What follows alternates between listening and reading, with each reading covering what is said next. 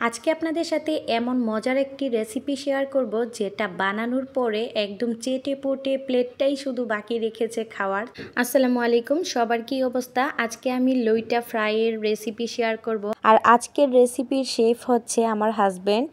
মাঝে মধ্যেই ওনার এটা সেটা খেতে মন চায় আর উনি বাজার থেকে গিয়ে নিয়ে আসেন। সেরকমই ওই দিন ওনার লইটা ফ্রাই খেতে মন চাইছিল খুব, তো উনি বাজার থেকে নিয়ে এসে নিজেই কেটে কুটে একদম রেডি করে তারপর নিজের হাতে ফ্রাই করেছে। প্রথমে চেয়েছিল মাছটাকে আস্ত রেখে তারপর মাঝখান থেকে কাঁটাটা শুধু আলাদা করে ফেলবে, কিন্তু এভাবে খুবই সময় সাপেক্ষ হচ্ছিল এবং খুবই কষ্ট হচ্ছিল, যেহেতু আমাদের নাইফটাতে তেমন একটা ধারও ছিল না সেজন্য।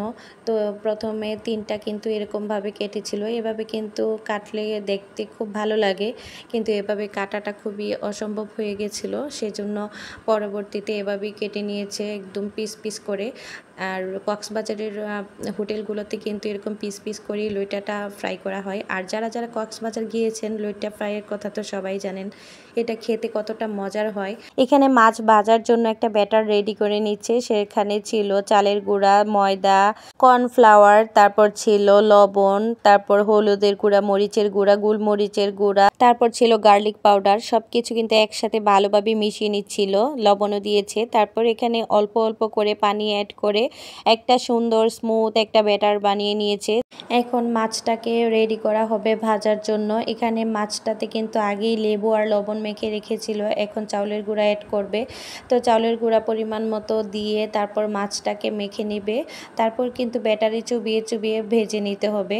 এখানে ভালোভাবে মিশিয়ে নেওয়া হচ্ছে চাউলের গুঁড়া দিয়ে। চাউলের গুঁড়া অ্যাড করার কারণে কিন্তু মাছটা অনেকক্ষণ মুচমুচে থাকবে। তো এখানে ভালোভাবে মাখানো হয়ে গিয়েছে, এখন ভাজার জন্য রেডি। একটা প্যান রেডি করা হচ্ছে, প্যানে পর্যাপ্ত পরিমাণে তেল অ্যাড করে দেওয়া হচ্ছে। আর তেলটা গরম হয়ে গেলে কিন্তু একটা একটা করে লইটা মাছগুলো দিয়ে দিতে হবে। আর ওদিক থেকে আমি সাথে উল্টে দিচ্ছিলাম, পাশে থেকে আমি উল্টে দিচ্ছিলাম। আমার হাজব্যান্ডের সাথে কিন্তু হেল্পার হিসেবে আমি ছিলাম। তো মেন কাজগুলো ওই করেছে, কিন্তু হেল্পার হিসেবে আমি ছিলাম। মাছগুলো কিন্তু দেখতে দেখতে উল্টে পাল্টে একদম লাল লাল করে ভাজা হয়ে গেছে। প্রথম ব্যাচের মাছগুলো আমি উঠিয়ে নিচ্ছিলাম। আর এই মাছগুলো কিন্তু উঠানোর পরে আমি একটু ভিডিও করব, একটু ছবি তুলব, সেটার আর কোনো উপায় নেই। মানে এতটা মজা হয়েছে, সবাই কিন্তু একদম হাতে হাতে নিয়েই সাবার করে দিয়েছে। প্রথম ব্যাচের মাছগুলো প্রথমে আমি উঠিয়ে তারপর একটা ভেঙে দেখাবো যে কেমন হয়েছে। উপরটা কিন্তু খুবই ক্রিস্পি হয়েছে আর ভিতরের দিক থেকে খুবই নরম হয়েছে। আর এটা লোট্টা মাছ যে কাটা সহ বেজেছে, কাটাটা কিন্তু একদম বোঝাই যাচ্ছে না বাজার পরে।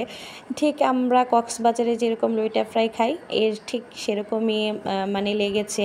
এখানে আমি একটা ভেঙে দেখাচ্ছি যে কীরকম হয়েছে। খুবই গরম ছিল, সেজন্য ভাঙতেও পারছিলাম না ঠিক মতো। আর মাছ ভাজা মাছ দেখলে তো মানে লোভ সামলানোর মতো না, এতটা মজা লেগেছে।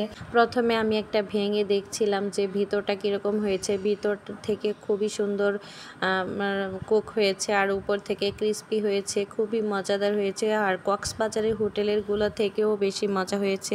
যারা আমার মতো হাজব্যান্ডের হাতে লইটা ফ্রাই খেতে চান, তাদেরকে ভিডিওটা মেনশন করে শেয়ার দিয়ে দিবেন। আর হচ্ছে মজার মজার রেসিপি ভাইয়াদেরকে বলবেন বানিয়ে খাওয়াতে।